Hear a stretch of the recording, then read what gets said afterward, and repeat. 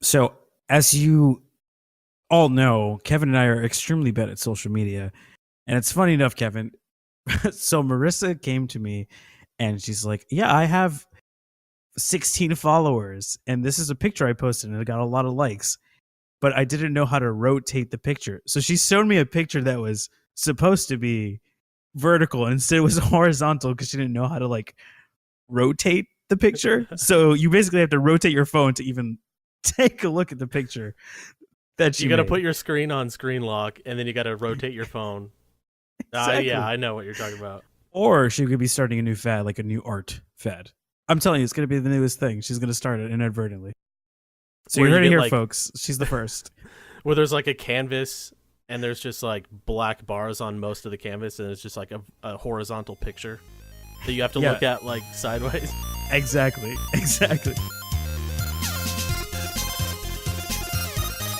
Wicked smart, wicked cool, wicked fucking stupid, whatever the fuck. Something wicked. I'm baking like a toasted Caesar. It's so hot here. My boy's wicked smart. Cause the boy is hotter than hot. He's hot. Are you not entertained? Are you not entertained? Yum, yum, yum. I love beer. Ah, Kevin, which is an interesting way to start a show. I do love beer, by the way. But I will say, you made a bet with me last week about how you told me, John, recommend me a beer and I will go to Total Wine. Not a sponsorship, although that place is amazing. They don't need to pay me to say that. John, I'm going to go to Total Wine and I'm going to purchase said beer and drink it on the podcast. Well, I just saw you pick up a blue cup. It's not carry beer. It's water. What's with the bogus challenge? Let me start off by saying, when I said that, I was drunk. Okay. So I was actually planning to go during lunch at work to Total Wine to pick up some beer. As horrible as that sounds. It does. It sounds awful. Yeah, so I guess in whatever context you want to put it in, but I had to leave early, so I didn't get to go to Total Wine. Oh, you were going to do that today? Yeah, I was going to go today. Oh, okay. All right. I was thinking about it too, because I even looked it up, and they did have it at the one by me. So, oh, I thought you meant like you researched the beer and you were like, it looks delicious as fuck. No, I've never said that about beer. I don't know how. My brother, who does not drink at all, like zero, he always says, man, I wish I could get into beer because it always looks so delicious. And you know what? It is delicious. And we talked about this on the, I think, second episode, how you don't drink beer or alcohol for the taste of it. Well, I'm telling you, dude, it's like Frank the Tank. It tastes so good. It tastes so good when it hits my lips, which is serious. I'm trying to find the name of that beer. I can't find it because I couldn't pronounce one syllable of that beer that you sent me. Okay, it's Weihenstephaner Hefeweiss beer. Okay. I bet you recommended that, so I would go in there and fucking ask somebody. And by the way, I'm just throwing out like sponsor us. Like I'm just throwing out like free promotions. I mean, Total Wine, Weihenstephaner just did it again. So you would have to do those reads because I can't pronounce the company name. And I'm gonna slide into their DMs and be like, "Hey, what's good? Let me get some pics. Let me get a pics of that beer pouring out of the tap. Oh, it looks so good." Well, welcome everyone to Wicked Hot. Kevin and John back at it again, another week. I know you all must be thinking, what are we doing this week? We must have run out of topics by now. You normally would be right, but we've actually been pretty good at preparing, and we have a large list of stuff. But today, kind of a little bit of a throwback to one of the first episodes. So we used to have the episode where sequels that never got made we today are doing TV shows that also were almost never made, except they were. So we're doing an all TV episode today for you guys. I'm very excited. Kevin? Yeah, I'm excited too. Kevin is absolutely thrilled. I'll do his enthusiasm for him. Kevin would have said, "Oh my God, yeah, Roman J. Israel Esquire, fuck yeah." A little throwback to an older thing, but yeah. So we got a couple good TV shows that were almost never made, and then obviously, you guys guessed it, we got a couple shows that should have been canceled. And boy, oh boy, do we have some good ones. I actually, Kevin, have some legit ones. All mine are legit, except they all ended up being made. But obviously, my last two, I want them to stay. Where it almost, I want that word to be removed, and So it actually to have happened. You want? Oh, okay. I see. So you would have want them to not be made? Correct. No, well, my first two, obviously, I want just a little more information, and I'm definitely down for them being made, obviously. But my last two, in the same situation, they were made, but this time I'm like, no, I'm all set. Yeah, I don't need my that. last two are exactly like that. Yeah. So I know I want to throw a bone to you, but I think you're gonna boomerang it back to me. So as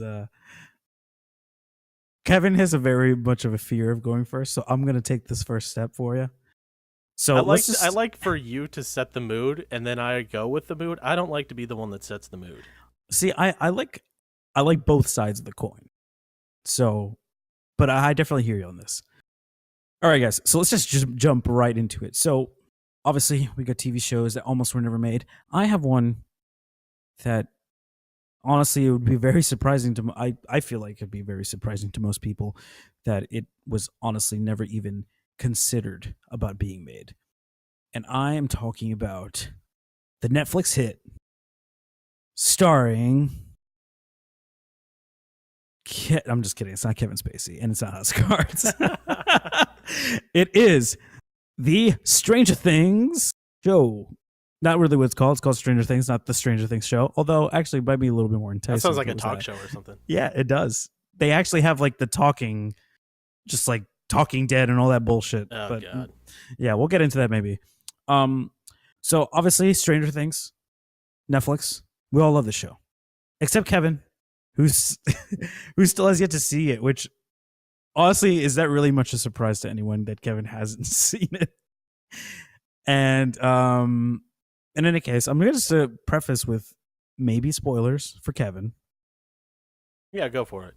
Although, honestly, Kevin, I feel like you should be exempt from me saying spoilers. Yeah, if you're going to say something, you just say it. Because, like, at your probably point, you're something- like, you haven't seen it, and like, so.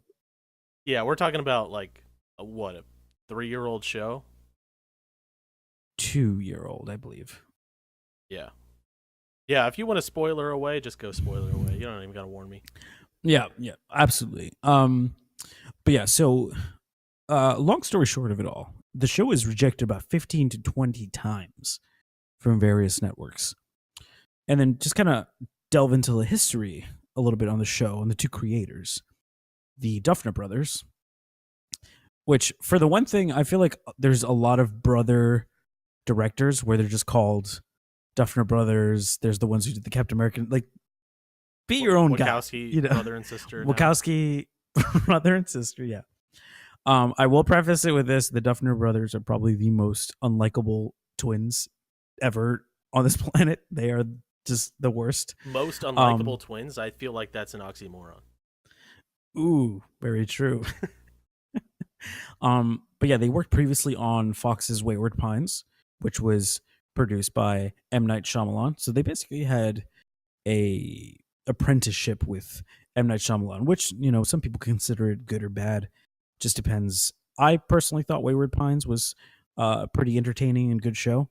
But yeah, despite their work with Fox and on TV in general, when the Duffer Brothers were coming up with the concept for Stranger Things and the script and all that stuff, execs basically balked at the idea that a show starring kids would be appealing to adults. And ironically enough, the brothers never thought they'd ever have a chance at pitching Netflix. And, well, if you've ever been on Netflix in the last couple of years, it seems they greenlight basically every show ever. Yeah, if you're a horror fan, if you're like a B-movie horror fan, go on Netflix, man. They're churning them out like Sci-Fi Channel. If you're a fan of anything, there's a Netflix show for you. Honest to God. And it just reminds me of the South Park episode, I think it was either this season or last season, where Cartman was trying to make a like MCU for Coon and Friends. Yeah. And they basically just dial Netflix. It's like 1-800-Netflix. And which actually that would work because it is 5 digits after the 1-800. Just saying. Pretty ingenious. But yeah, when they call, it's just the operator picks up, it's like, Netflix, your show's greenlit. What's it about? Or something like that. Yeah. They say it's greenlit before it's actually even pitched. Exactly. So, which is really funny that they thought that they would have no chance at pitching Netflix. But yeah, before even thinking about bringing it to Netflix, the creators were on the verge of admitting that basically no one would get in, plan to stop, or no one would get it, I'm sorry, and plan to stop pitching the idea to studios at all. But obviously, as history shows, eventually connected with Netflix, understood their vision, and allowed them to create the show the way they saw fit.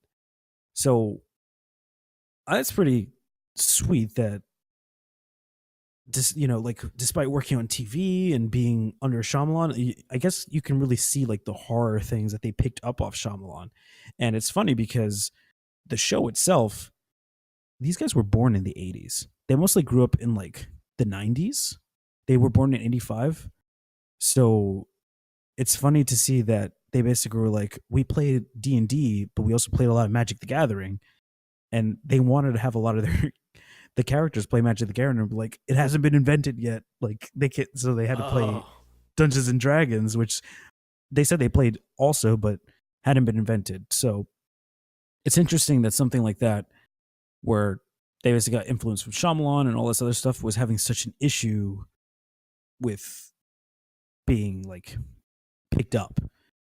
Although I will say, I couldn't imagine like watching a show on Netflix and then having to wait a week per episode, which is the worst thing. That seriously, Netflix really nailed the "here you go all at once" thing. Yeah. But yeah, as I've noticed researching these shows that almost didn't get made, it's like, how the fuck did this show not have any traction at the beginning? Seriously. And how did it almost slip through somebody's fingers? No, 100%. I mean, I get the execs of the various studios like thoughts on it's a show for kids, or it's starring kids, how could it be for adults? Because I don't know about you, but I'm not a fan of children. I hate children. So the longer I have to see a child, I've said that children shouldn't be allowed into restaurants basically at all. Like, there's a separate child world, a segregation between child and adult. And to see kids, these kids are electric. They're fucking amazing. So I honestly love this show a lot. It's another little interesting tidbit. It was actually supposed to be like an anthology show, kind of like how Black Mirror is. So each episode, well, in this case, it'd be season, but each season was going to be a separate issue and all tied up at the end. But they were like, we're so glad that we didn't do that because it's great. Like, the kids just had so much. The kids are just, these kids have so much fucking swagger. You know what's funny? You mentioned that anthology thing. I have a little side tangent. So me and Kathy started watching this show on Netflix called Easy. Have you heard of it? Yes. Okay, so we're like, oh, that looks good.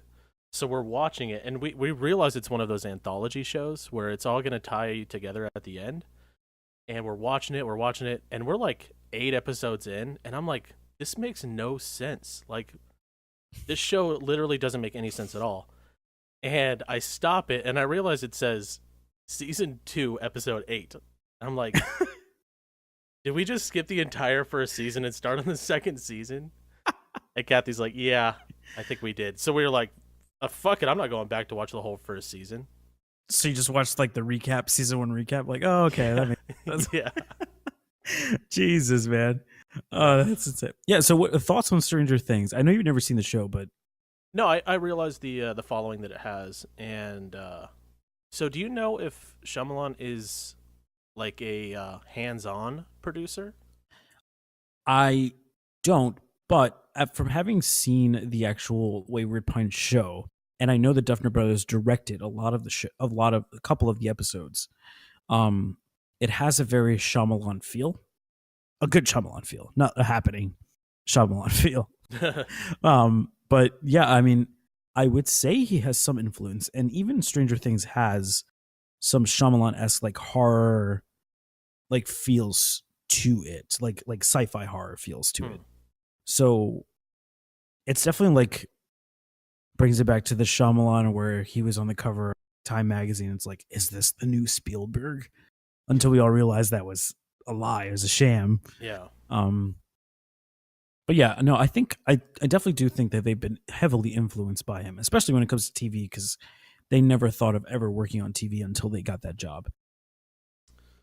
That's a crazy path. I'm glad their show took off for them. Yeah. Again, most unlikable people ever. They're so boring and awful, but their show is amazing. Yeah, that is crazy. But yeah, so final thoughts on Stranger Things. I'm into it. I'm eventually gonna watch it. I have so many Marvel movies to watch right now. Like that's all I can concentrate on. After that and Narcos, we're gonna watch Stranger Things.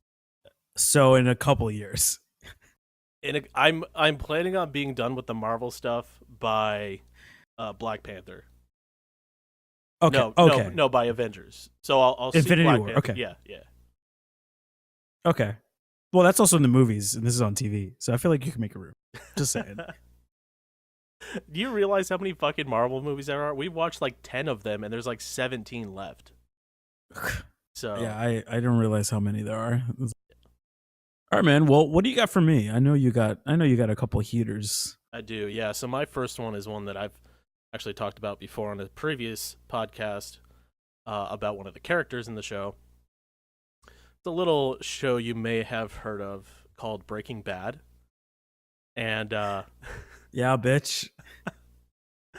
So it was written by Vince Gilligan, and he was actually, I'll give you a little backstory on Gilligan, because it really ties into how ridiculous the pitching process was for Breaking Bad.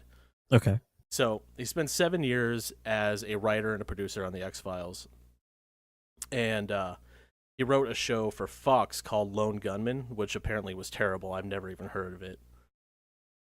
So that was canceled. He wrote a show called Battle Creek on CBS, which was canceled after, I think, 3 episodes. So he was in a long drought of not working, and he was with one of his writing friends. And his name sounds fake as fuck. It's Tom Schnoz. That is a alias. That like, is an alias. like Inspector Clouseau or something. So Tom Schnoz and Vince Gilligan were talking, and the idea for Breaking Bad was actually Tom Schnoz's idea. So he jokingly said, hey, maybe we should be greeters at Walmart, or we should put a meth lab in the back of an RV and drive around the Southwest. And Gilligan said that image of that stuck in his head, and he thought, hey, I could maybe make a show with this. So he came up with the backstory. Wait. So did Vince Gilligan like, you're right, Walmart greeters would make a good show? And Tom Shaw says, no. The meth in the RV. He's like, damn it. And that's how Superstore was made. Superstore is actually a decent show. Okay, well, it's a show? It's a show. Oh, God. Anyway, so Vince Gilligan had the idea. He comes up with the idea for having a meth cooking high school teacher.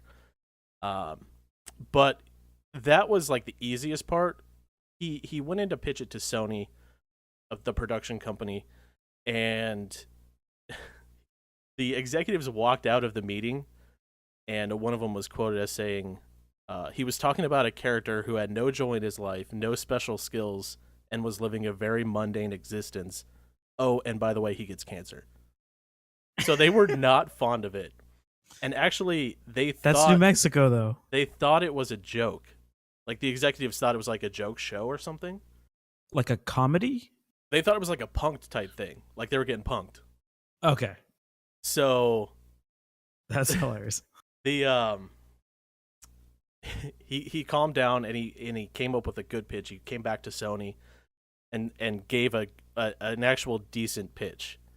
So Sony ended up producing the series. They agreed to produce the series, but they needed a network to actually show it on. So the pitches were pretty bad.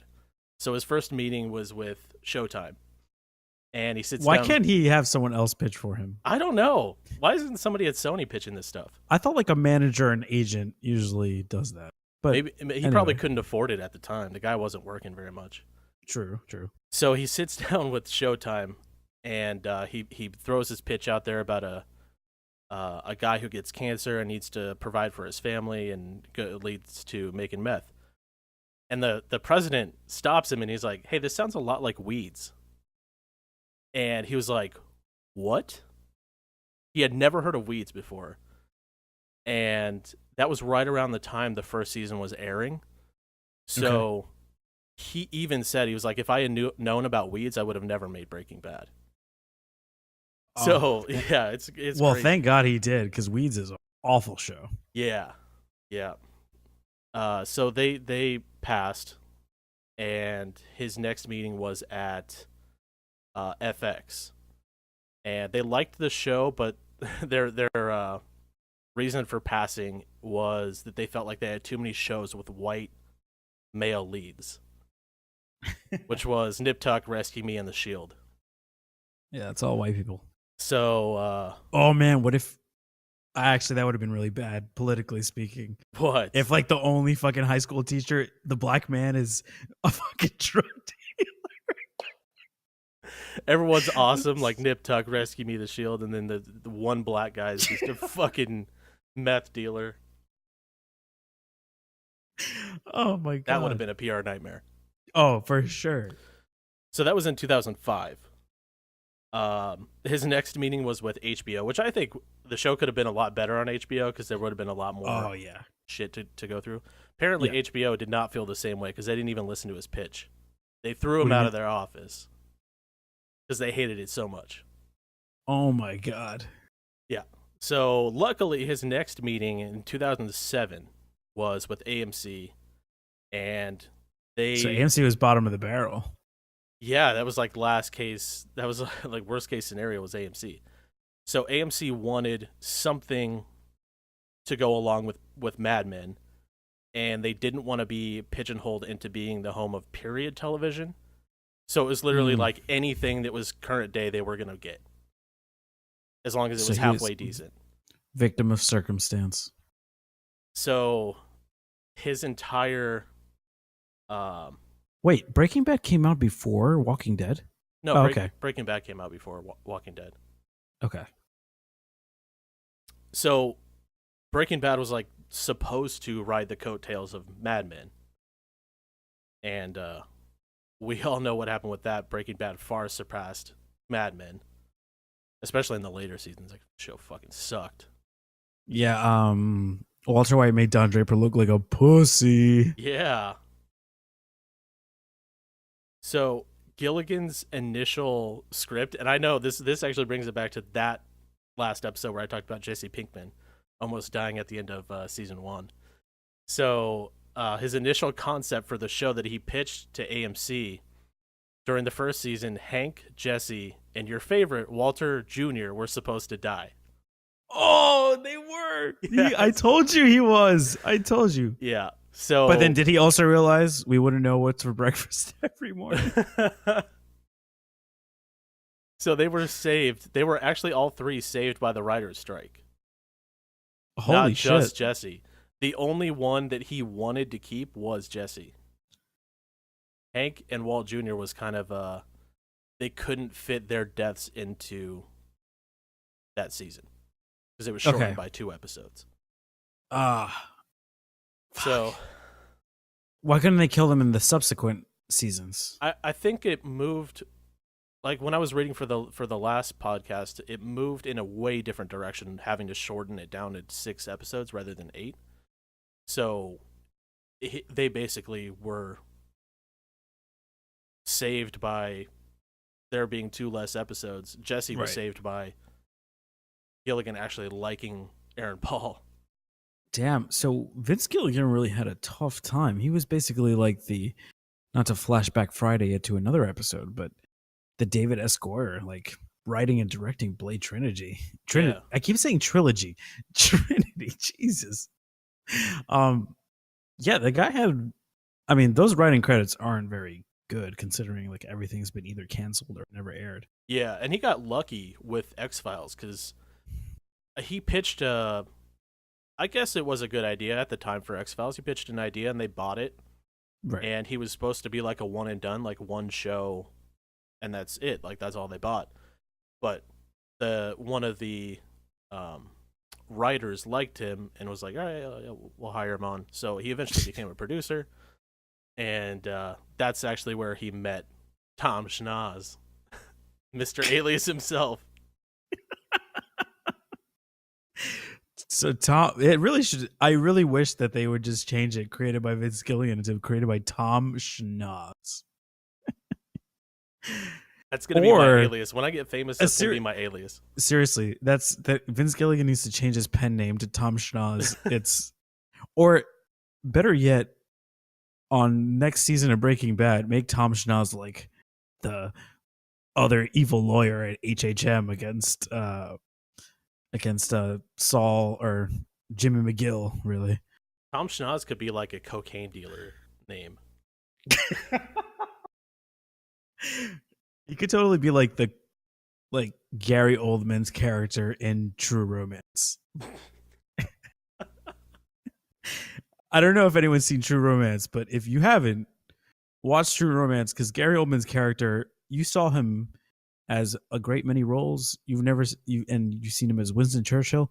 You've never seen him as a white trash Rastafarian drug dealer because that's the best way to describe his character. Oh, Quentin Tarantino wrote that movie? Yeah, it's a great movie. Wow. But we digress. Yeah. So final thoughts on Breaking Bad. Why didn't Walt Jr. die? And I love that show. It's constantly rated as one of the best shows ever. And the road that one of the HBO executives from that time was asked about Breaking Bad and if he regretted the decision. Obviously he did. Yeah. But he was like, yeah, it was the biggest regret of my career was passing on Breaking Bad.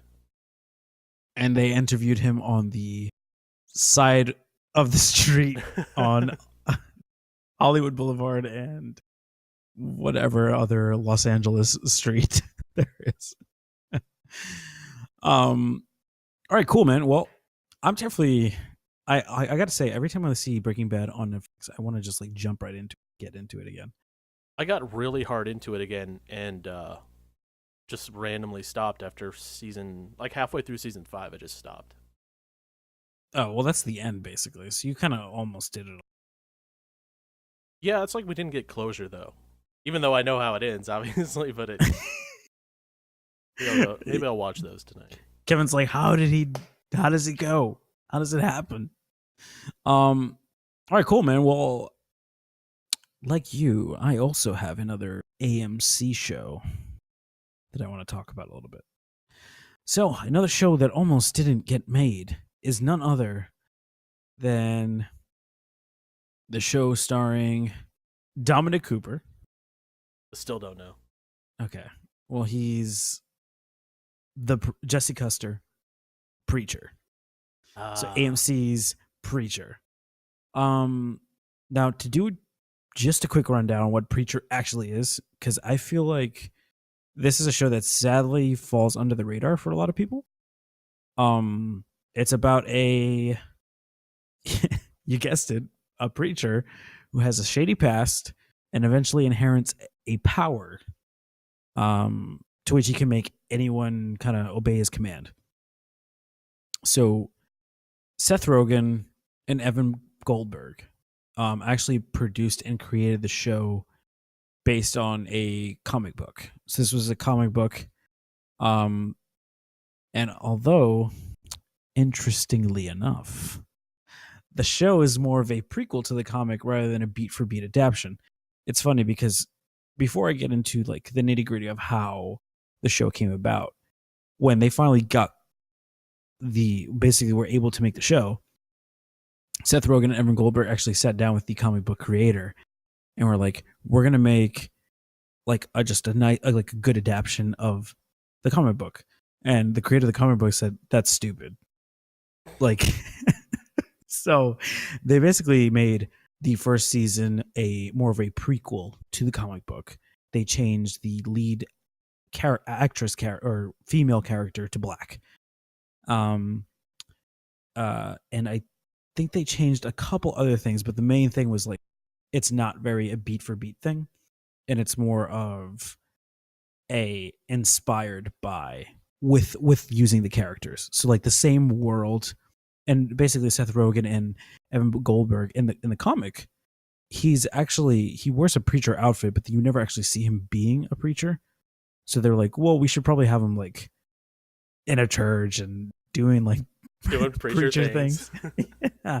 So it's kind of crazy how like even though it still wasn't like a true adaptation of the comic book.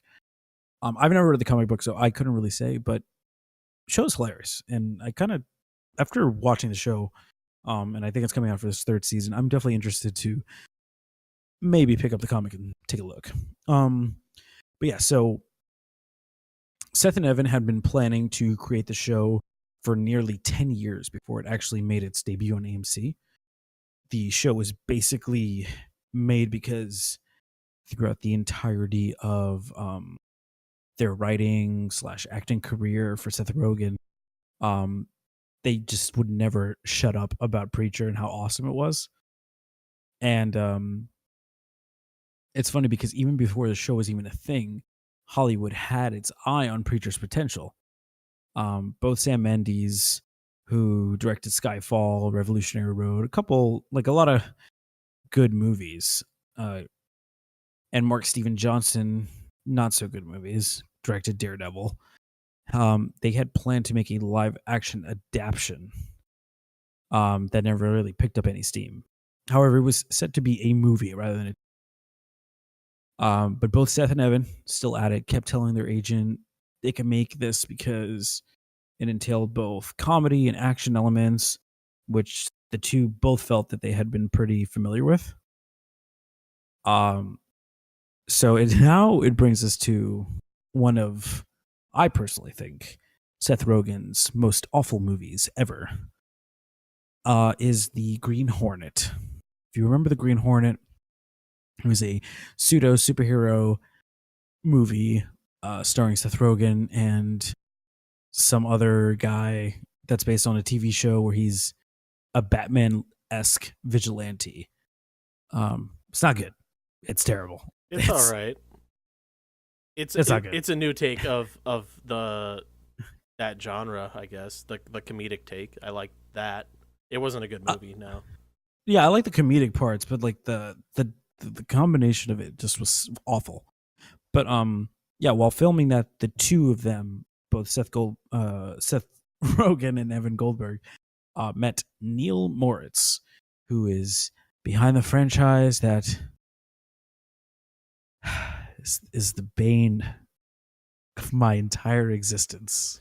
Twilight. Nope. Come on, Kevin. Fast and Furious. Yeah, of course. So, at this time, the rights for the show, because apparently there was a lot of like other companies that owned the actual rights to Preacher. So it was like company owned by this company, owned by this company, owned by this company, owned the Preacher. No. But at this point, the rights were basically up for grabs, and our buddy Neil Moritz, who Seth Rogen and Evan Goldberg had met on these as being part of the Green Hornet, actually purchased the rights because of how much both Seth and Evan talked about it. But ironically, Neil Moritz tried making the series with 2 other people before even approaching. Yeah, so he kind of fucked them over. Like, their loud mouths kind of screwed them over, which made Neil Moritz, screw them over and not go to them. But yeah, same thing. Like what happened with Sam Mendes and Mark Steven Johnson. Project just kind of fell through, knowing that nothing ever came out of, there was no like tangible thing that came out of that. So it actually made its way back to Seth Rogen and Evan Goldberg. I just think it's funny that a shit movie and helmsman of an awful franchise, Fast and Furious, were the pieces to make a. Personally, I think it's a very great show. It's hilarious. It really has all those things. It has like superhero kind of weird comic book elements to action to hilarious comedy. And they really push the boundaries when it comes to AMC. Like, they really get away with a lot of stuff. But when Neil Moritz eventually approached Seth Rogen and Evan Goldberg, it was portrayed as a film, pitched as a film, and finally they were like, it's going to be, there's too much to cram in there to make it a movie. Let's try going with a show. And the only reason they went with the show was because they basically credit the success of The Walking Dead for allowing Hollywood to trust in a less traditional comic book story. So that is how we have the show, AMC's Preacher. It's a fantastic show. I honestly can't say enough good things about it. It is fucking hilarious. They're not so much attached to it now, I think, for the second season, but it still remains one of my favorite shows out there. And it just flies under the radar, but it's sneakily good. Yeah, I've never seen it, but isn't that premise of a guy that can make them do what he wants? Isn't that like a Jessica Jones thing? Wasn't that Jessica Jones? It is kind of like Jessica Jones, but he has like, basically he starts off as like a criminal turned preacher, and there's actually a vampire that's in the show, and there's these like agents from heaven, these angels come to recover something that is basically like this spirit that like basically possesses the preacher and allows him to kind of command people when he wants. It's not like every time. It's just like he activates it. He calls it the word. So he thinks it's the word of God. Yeah. So but yeah, it's just a lot of fucking funny ass moments. The second season was, I mean, it was so good. It was so good.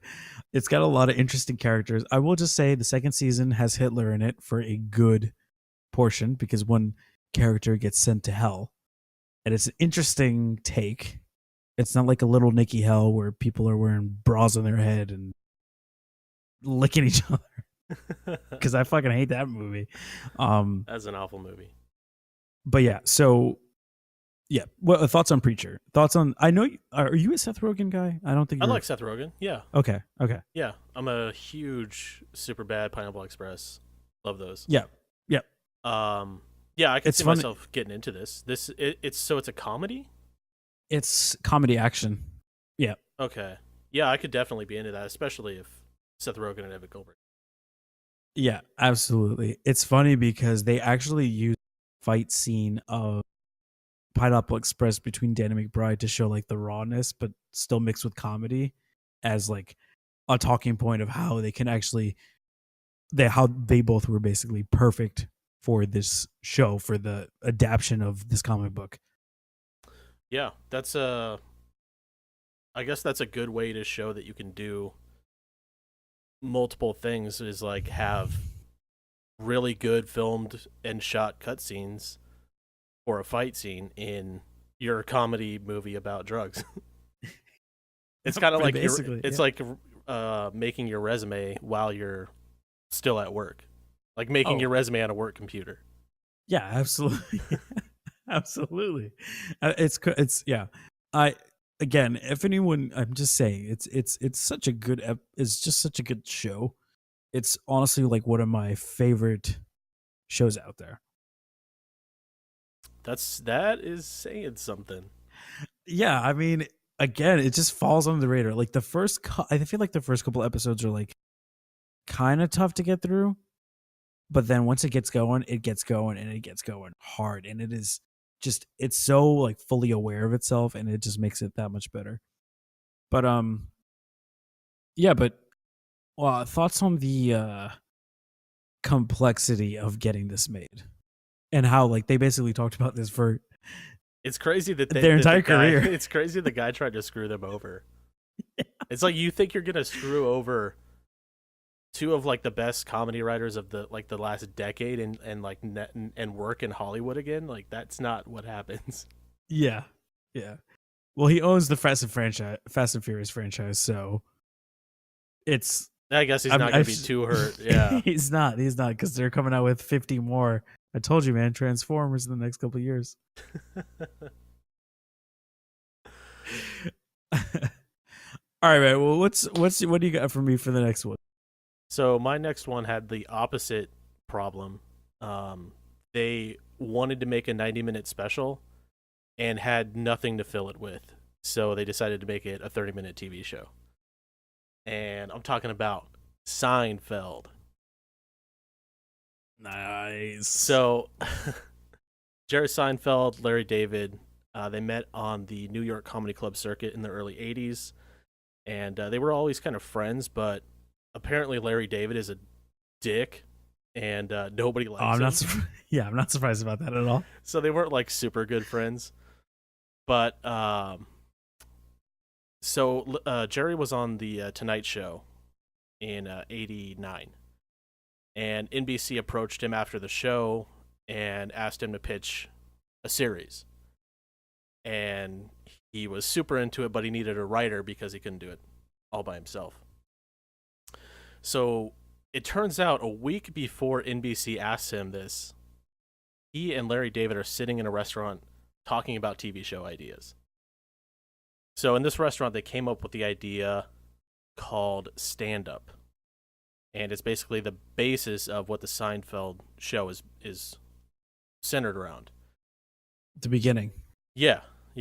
So the initial show was going to be a 90-minute special, and Larry said it would just be us making fun of stuff. Like, that was the premise of the show. It wasn't actually supposed to be a show about nothing, which is what it was marketed as. It was actually supposed to be a show about how a comic gets their material. So that's interesting. Yeah. So they're sitting down to write this, and they're like, "Fuck, we don't have enough stuff to fill a 90-minute special." And I guess that premise was supposed to be following Jerry Seinfeld around throughout the week or throughout the couple weeks, and then at the end he would have like a little stand-up set. Okay. And they were like, "Oh god, that fucking sucks because we cannot fill 90 minutes even with the comedy sketch in there." Right. So they decide to make a half-hour series. And as they're creating this show, Larry David is like banned from every production meeting because everyone hates him. What? Yeah, Jesus. So apparently, Larry David wrote the show, but there was also other writers. Jerry Seinfeld was a writer. There was 2 other writers. Whenever something was changed in David's script, he would fucking flip out. He would lose it. So they had to eliminate him from the production meetings and change stuff without him knowing. And then they would just shoot it. So Larry David basically didn't contribute to this show. He did. No, he wrote all the episodes. But he basically had no say after that. Yeah, little small rewrites, or like, somebody wouldn't say that, they would rewrite it. Right. He fucking lost it. He was like, he even said that he was really hard to work with, and that was him, like, that was him talking. So it's like I have to work with this shit every day. How do you think I feel? So they're starting to make this show, and they're talking to NBC, and NBC gives them the somewhat of a green light to make 4 episodes. They're like, I guess. Yeah. Fuck And you, Larry. From what I understand, 4 episodes is a slap in the face, but I feel like a no is more of a slap in the face than 4 episodes. Yeah. So yeah. So they agreed to make 4 episodes, and they tested the pilot in 1989, and audiences hated every second of it. Oh, wow. Yeah, some of them left they left the screening, and their comments said they thought Jerry Seinfeld, his character, was annoying, and they didn't understand why everything needed to be explained to him. And one of them said it was too New York, and another one said it was too Jewish. Damn. Yeah. So that focus group is full of just like racist country bumpkins. Too city and too Jew. Yeah, pretty much. So at this time, they're like, fuck. Our show sucks. So they renamed it to the Seinfeld Chronicles and pitched it to Fox. And Fox was one of the hardest passes you're ever going to see. They flat out said no. And so they actually decided to air the show. Wait, Fox did? No, NBC NBC. actually decided to air it. So they shot the 4 episodes. Pilot didn't test well, but they actually decided to let them air the show. So they were given the chance to be aired right away. They have the first 4 episodes air Wednesday nights during the summertime, or they could hold off and wait till fall, which I guess is like prime time TV watching. They could run Thursday nights in the fall after a rerun of Cheers. So they had to think. They were like, "What do we do?" And it was like a no-brainer. They were waiting until the fall, then they were going to run after reruns of Cheers. So, What time was Cheers? Cheers was on at 9, I think, and then Seinfeld was on at 10. That's late. That is late. Especially for like NBC. That's like paid programming at that point. Pretty much. Right? I don't think there's anything. I mean, I'm probably wrong, but I feel like 10 o'clock for a prime time channel. That's also Eastern. I know Eastern people are like, they get their shows real late. Yeah, that's true. That's like 8 o'clock my time, and that's late for me. Yeah. So, yeah, and they basically ran with Cheers, and as NBC was trying to make Seinfeld more like Cheers, or maybe get it some boost in ratings, they wanted to have a woman, so they introduced Elaine, and they wanted Jerry and Elaine to hook up, to like be boyfriend girlfriend. Oh God. So Larry David was not having this.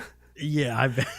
So the first season ended, or the first 4 episodes ended, and season 2, he wrote an episode called The Deal. And it was basically a fuck you to NBC, where Jerry and Elaine would become friends with benefits with no emotional attachment, and they would just fuck, and that's it. And NBC let him shoot it, I guess. I mean, they didn't have any, but it was like a huge fuck you to them at the time. Oh yeah. So yeah, I'm surprised they let them actually go with that.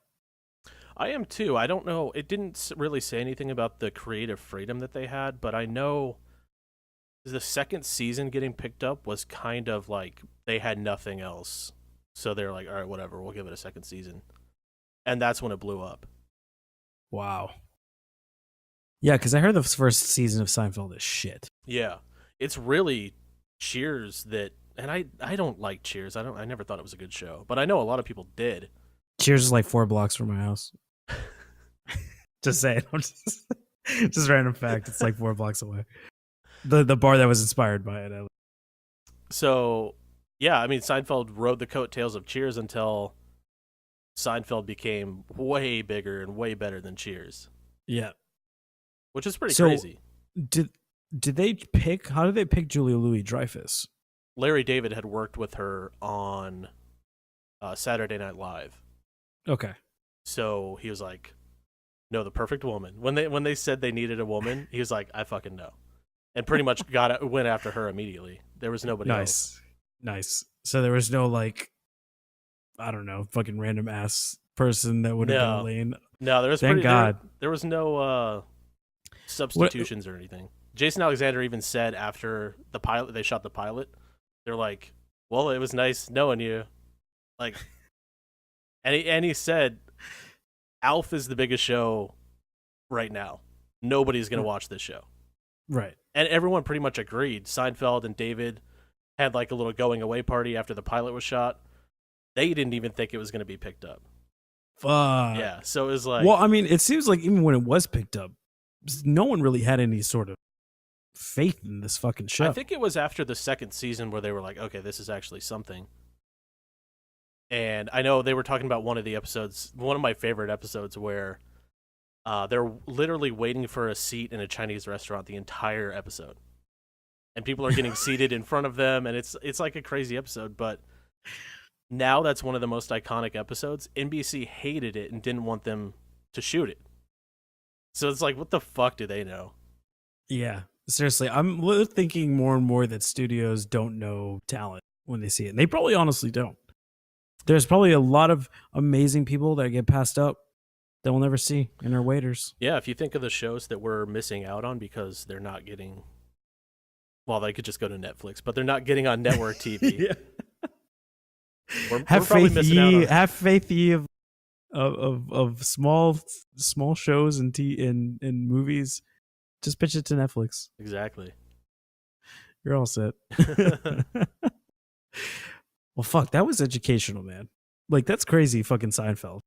Like, I didn't realize. Yeah. So I it thought was Jerry actually- Seinfeld was a pretty big comic back in the day, before Seinfeld. Yeah, he was, and I think Larry David was too. But after he got the gig on Seinfeld and was writing, he didn't really do a lot of stand up after that.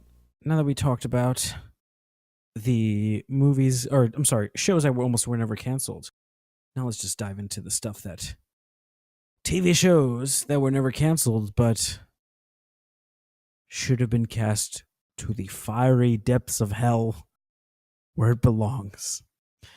Now, my first one here is a show that I feel like I may get a lot of hate for putting it on my worst and wish of I should have been canceled. It better not be it's like just- it better not be a good show or something. I feel like some people may consider it a good show.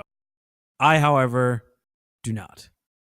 Okay, just gonna go I right will out and be say- America right now, and I'll tell you if your show is shit or not shit. Sounds good. Make sure to vote hashtag John and text so-and-so number while I'm performing up here. It's going to pop up on the audios. I'm going to go. Friends. I fucking hate that show. Fuck seriously. you. I can't. I had a feeling you liked it. I fucking hate that show. So Great just show. to get a little bit into the background of it, it actually is another show that would have never been actually made. So, funny enough, the test audience and I have a lot of things in common. We both hate Friends, the show, although I can detest humans just as much sometimes. But yeah, the show apparently received abysmal ratings from test audiences for what the show's made up of. Not entertaining, not clever, or original. So, and this was multiple test audiences. They But don't the know amount of shit. They hate don't know I what the have, fuck they're talking about. They the got amount no of fucking- hate I have for this show knows no bounds. All the characters suck, and it's all stupid humor. There's way more stupid humor than Friends. Dude, Friends is I got garbage. one on my list that's the epitome of stupid humor shows. Okay, well, if you're so confident, tell me why Friends is a good show. I mean, I'm not going to agree with you because I think it's a dog shit show. I don't know, it's kind of like Seinfeld but with more friends, I Nope. guess. No, it's not like it's definitely Seinfeld at not all. on the level of Seinfeld. Seinfeld's like platinum level TV show. Yeah, this But- is a C-list TV show. Really? I mean, it's A-list on recognition, C-list on talent.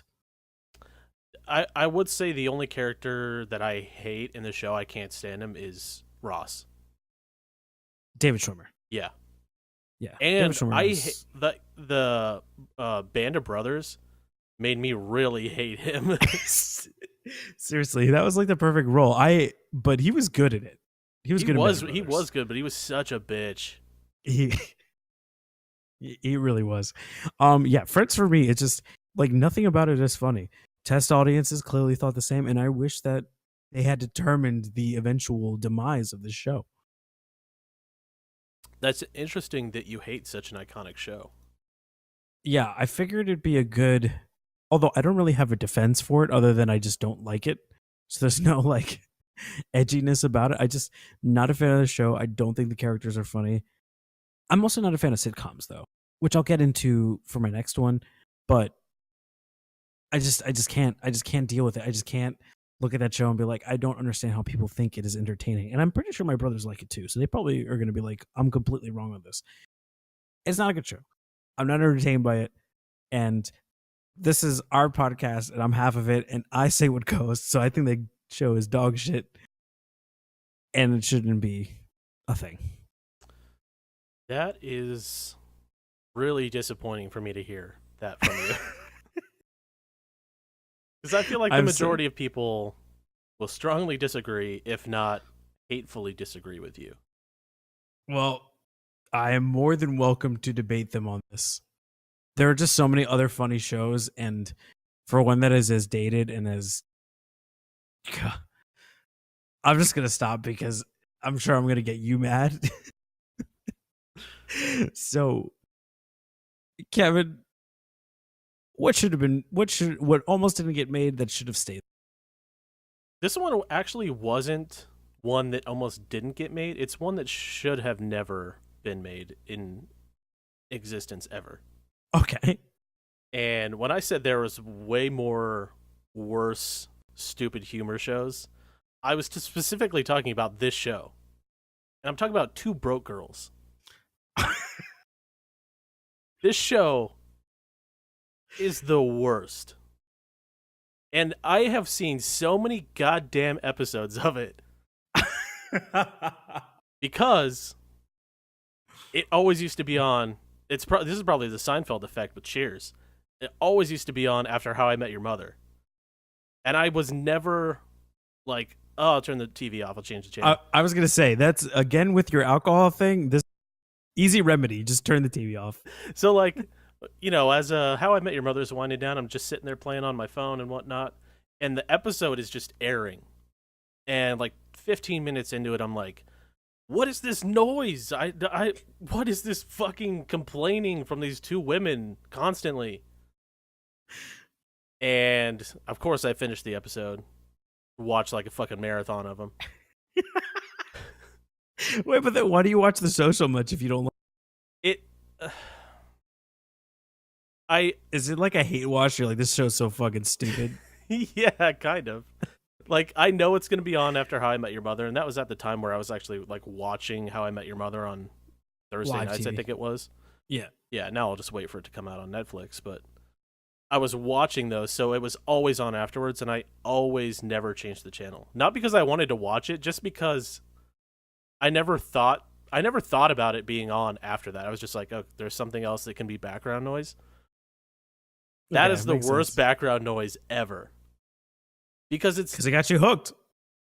it's literally two broke girls complaining about being broke. And fun fact, there's 6 seasons of it. They What? yeah, there's 138 episodes of this show, and it is fucking dog shit. I actually think that, well, I've actually never seen the show, but I feel like the sitcom, it's either good, like legendary. It has to be legendary, or it's trash, like dumpster fire. Yeah. And it's so different because, like, with How I Met Your Mother and Two Broke Girls on right after each other, completely different. Both sitcoms, though. Two Broke Girls is like sentence, joke, and then laugh track for 20 minutes. Sentence, joke, laugh track for 20 minutes. Like literally watch like a 5 minute That's crazy clip. that a 30-minute episode instantly became 40 minutes. Yeah, with laugh tracks only. That may have been an over exaggeration. Now I can see why you hate it. There's no story at all. Yeah, so awful show. I hate it. I hate thinking about it. I hate the fact that I'm talking about it on the podcast right now. Yeah, I feel like you've justified your hate for it more than I've justified friends' hate. I felt like I was pretty like calm on that. That's some hate for that show. That may be the show that I hate the most in the world. In the world. I haven't seen like terrorist shit. All right, let's not get crazy. I don't watch people's heads getting chopped off on Al Jazeera. You're like terrorists shooting RPGs at people. Two Broke Girls is worse. I think about if you were to show somebody from either the past, like the 40s, Two Broke Girls, they'd be like, fuck, this is stupid. Or if you were to show like somebody from another country, like this is how Americans are, here's Two Broke Girls, it would be embarrassing for them to think that that's what Americans are like. Yeah, especially two broke people who have jobs as waitresses Yeah. and have time to pause for 2 minutes of laughter. 20 minutes of laughter. 20 minutes left. Get it right. Yeah, I mean, again, not a fan of sitcoms, and this one I would also agree with. I look at it and I think it's also stupid. So you very much are. I'm very much on your side on this one. It's not on the level of Friends. It's not even close. It's not even the same ballpark. It's not even the same Okay. story. Okay. Fair enough. I will say that this one is on both of those levels equally. Uh-oh. I feel like we're Another trying to one-up each other here. Yeah. No, seriously. Another sitcom that I cannot stand. Oh, man. So if I thought sitcoms couldn't get any worse with time, boy, was I a fool. Straight up fool. So CBS had an outright stinker that 2 was almost never made. And personally, I think they should have finished the job. They should have put the pillow right over the face and just held it there until it struggled and then went limp. And I'm talking about The Big Bang Theory. Bazinga. So this is one of my worst and most hated shows in all of TV. CBS itself hated the pilot.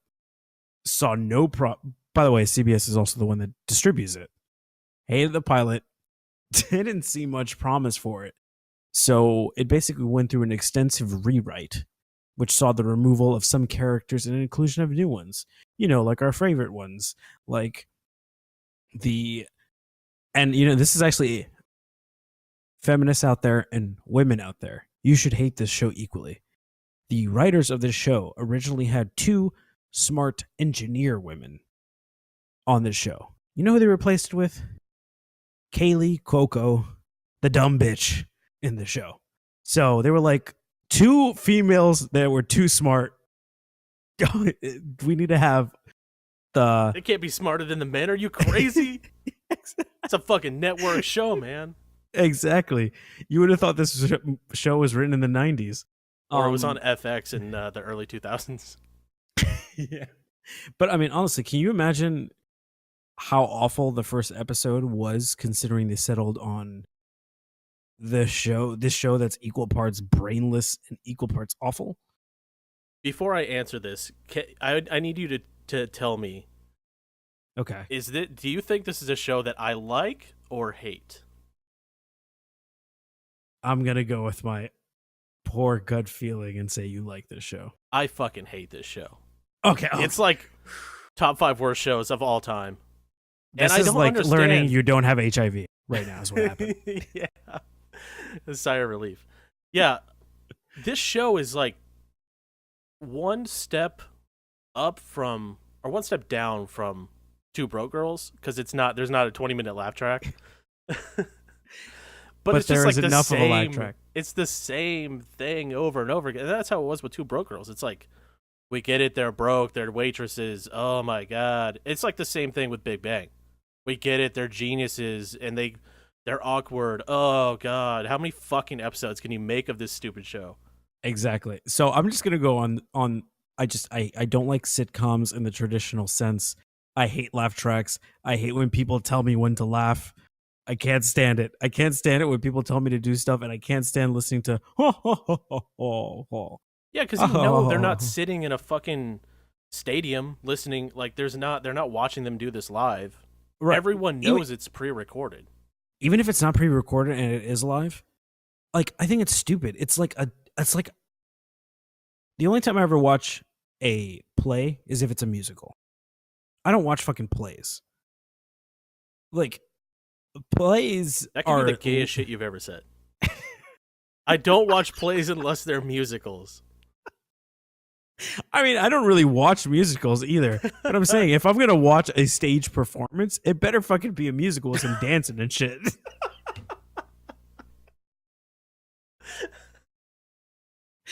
Seriously.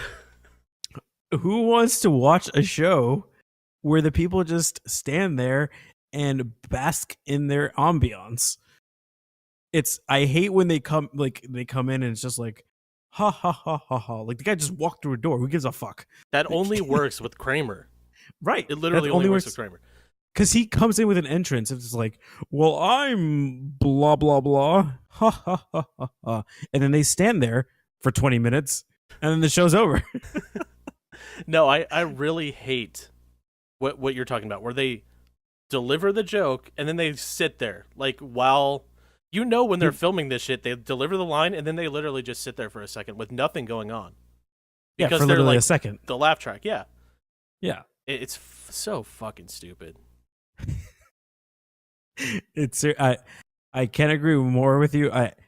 Big Bang Theory should never have been made. It should never have been a thought. It is one of the dumbest shows. Kevin, what is your next show that you wish was never been born? Yeah, mine is a show that's still on the air and airing right now. Two Broke Girls is actually canceled as fuck right now, so happy about that. That's good. My show that needs to just go away and stop being made is I feel like I'm gonna get hate for this because this is a really popular show still. Game of Thrones. Game of Thrones.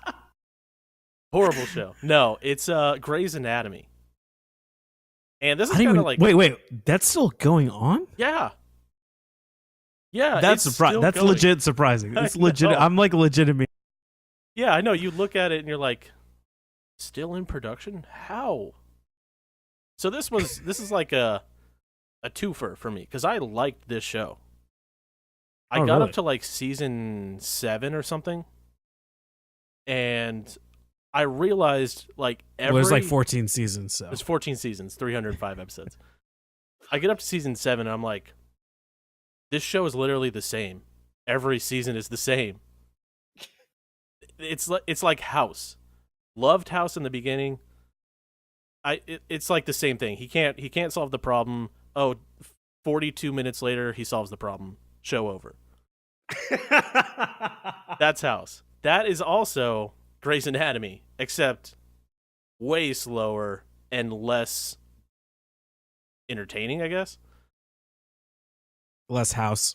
Less House, yeah, which is already a big mistake. Yeah, Huge. it's a fucking... I loved the show when I first saw it, and I was like, as it progressively got into deeper and deeper seasons, it was like, God, this show fucking sucks. And we just stopped watching it. Wow. And now I read something the other day, it's like, it got renewed again, and I'm like, that show is still airing? And I looked it up, and sure enough, it is.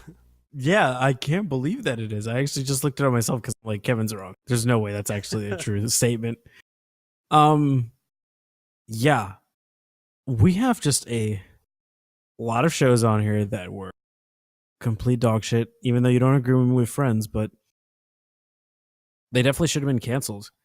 And I'm hoping that I get a lot more rally behind me in regards to Friends and Big Bang Theory. I don't think you're going to On get Twitter. it from Friends. I don't think Big Bang Theory, though, is Big Bang Theory that much? Is that liked a lot? I think Big Bang Theory is liked by a lot of people. I think it's probably, it might be the number one show on TV right now, like prime time. This is legitimately like finding out like a lot of people are like following like alt-right extremist people. A lot of people are Nazis, more than you thought. Yeah, seriously. Like, damn, what is the world coming to? It's like the same thing, the same thought. Guys, I think we learned a lot today. I think we learned that Kevin and I seem to really hate sitcoms. What are your thoughts on How I Met Your Mother? Do you like that show or do you hate it? I'm whatever on it. I don't like it. I don't hate it.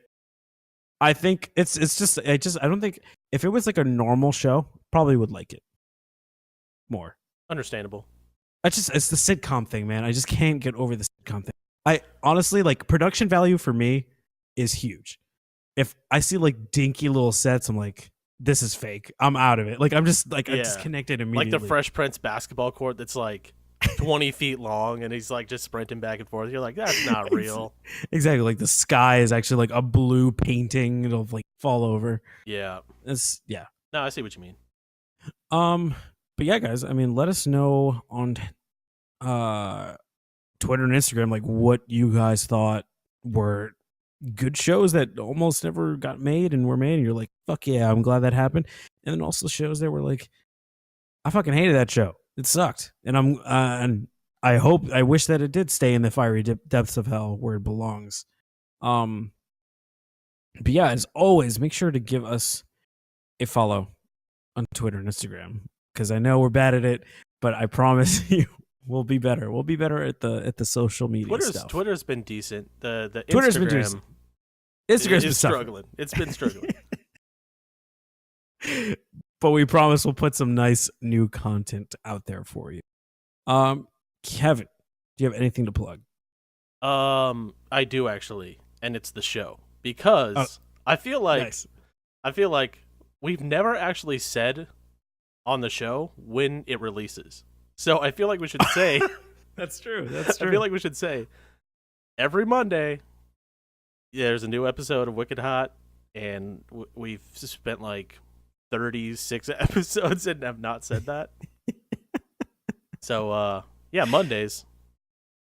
And as always, make sure you give the show a follow on Twitter and Instagram at Wicked Hot Talk. And then obviously at our respective ones, you can find it on the show's Twitter and Instagram page. But again, guys, I don't know if you have anything else, Kevin, to say while we sail off into the next week. But yeah, have a good weekend or good work week, guys. Monday. Yeah, Monday. Mondays. It's not Friday anymore. It's not Friday unless anymore. you're listening to it on Friday, then happy weekend or whatever. Yeah. Or how do they listen to it Friday? They must have the hookup. I don't even know. I would say the next. I was just saying the next Friday. Oh, okay. Unless you're a tryhard and you listen to it on Monday when it comes out, like I would hope a lot of people do. Yeah, agree. All right, guys. Well, we'll see you next week, and stay wicked hot. Bye, everybody.